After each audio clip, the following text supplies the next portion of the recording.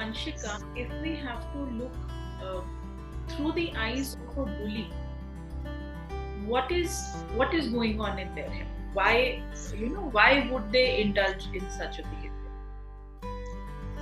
Ma'am, talking about pre-teens or adolescents, because that's the age group that I have interacted the most with, and that's the time wherein there are so many physical, physiological, psychological changes that anything that was not on the surface as such, which was subdued, really gets manifested, and we can see a lot of behavior changes. Through my observations, I've come to a conclusion that basically, as a bottom line, all these bullies have this tendency for the urge and an urge to be popular within their social group. Right. Because we know that during adolescence, your friends take the front seat, your parents and others take a back seat. So the basic need for social acceptance takes over all other things. So the desire to enhance their popularity is like the undercurrent of why generally bullying happens, especially in schools in adolescence. They end up choosing very, very unpopular victims who will not rebel, who will not stand up for themselves, who will not be assertive, who probably in that social group don't have a very high status. Right. So they end up doing that because they are easy targets again. It was found, ma'am, that boys end up bullying other boys or girls to seek approval from the boys of their clique. Right. So, for example, that there's a very macho looking or a very, in the millennial language, a very cool and a very stud kind of a boy in the class. And I am somebody who's seeking his approval. So I'll bully others, probably physically, because he is very physically sound, in order to gain approval from him, and then probably get into his own personalized circle and all of that.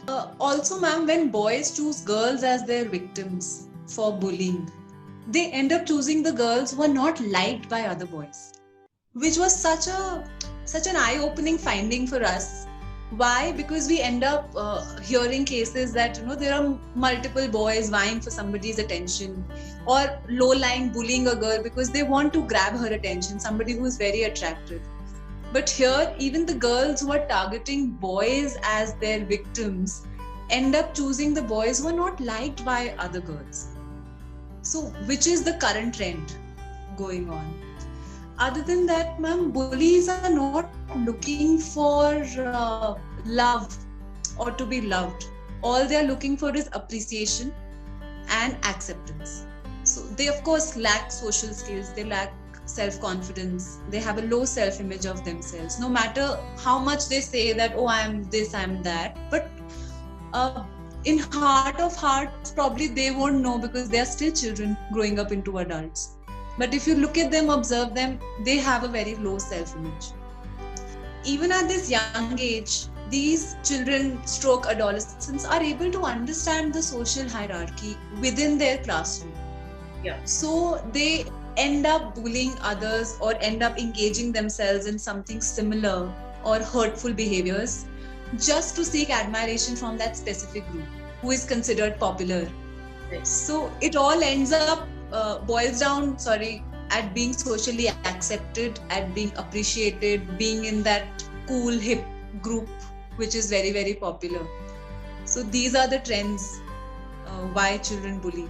So Anshika, I was just reading somewhere that it said that are these bullies, they are born or are they made? So, the author very beautifully explains as to how initiation of any negative or positive behavior, for that matter, starts at a very early age, when the child just starts exploring their environment within the confines of their house.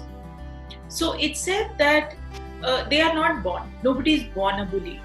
But when the child starts to assert themselves initially, let's say at 1.5, 2 years, when the child starts to throw in those tantrums and show their aggression in certain ways to their parents, and parents, due to sheer lack of experience or to try or to do things which are easier to do, inconsistently manage their aggressive behavior, then the child starts to lose their ability to restrain their aggression in certain ways. And where expression of emotion is important, somewhere practicing and learning restraint is also equally important. So, there is a lot of talk these days about how expression of emotion is very important in boys and how they don't express, and how expression can be a window to reducing mental health issues. Yes, but absolutely, uncontrolled expression of all types of emotions is in a long run harmful to the individual, to the social, to the family, to the larger social circle that you belong to.